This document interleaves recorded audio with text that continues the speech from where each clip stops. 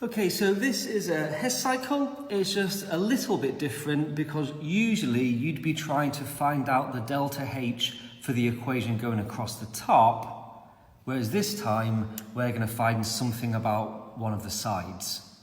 It uses exactly the same rule though, exactly the same method, you're just finding out something slightly different. So first of all, for our Hess cycle, we need to think, are we going to use for our alternative pathway combustion or formation? There's only one way you're ever going to know that, and that's by looking at the data in the table. Unless you've memorized all of your enthalpies of combustion, which I certainly haven't, you're going to find it bloody difficult to use combustion, because you don't know the numbers, right? So you have to use the data that's been given in the table.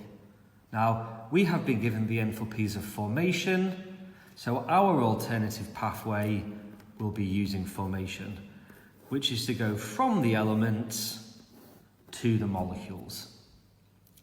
Next, we can fill in our data. So it tells us that C2H6 is minus 84, and the enthalpy of formation of any element is 0. If I did an equation for the formation of O2, it would look like that. Look, nothing's changed, and so the delta H is 0. And that will be true for any element.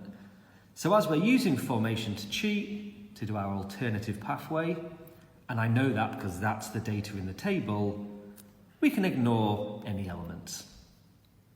We've also got CO2, which is minus 394, and we're not making 1 mole of it, we're making 2, so I will need to multiply that by 2.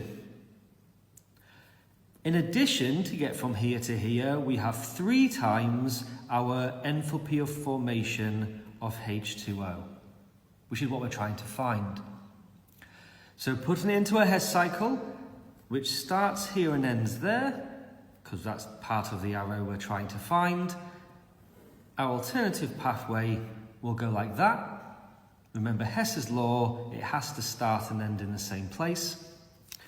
And so we can say that 3 times our enthalpy of formation of water, add 2 times minus 394, will be equal, so that's pathway 1, will be equal to our second pathway.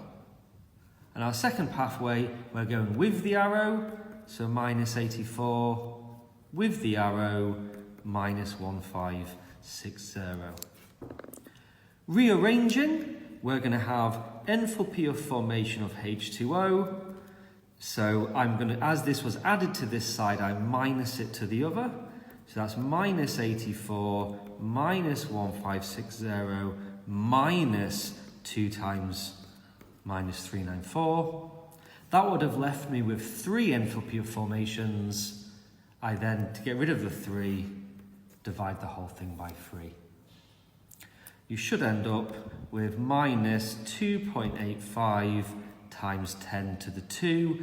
We do need to div it in standard form because that's what the question said. So if you didn't give your answer in standard form, you did not read the question.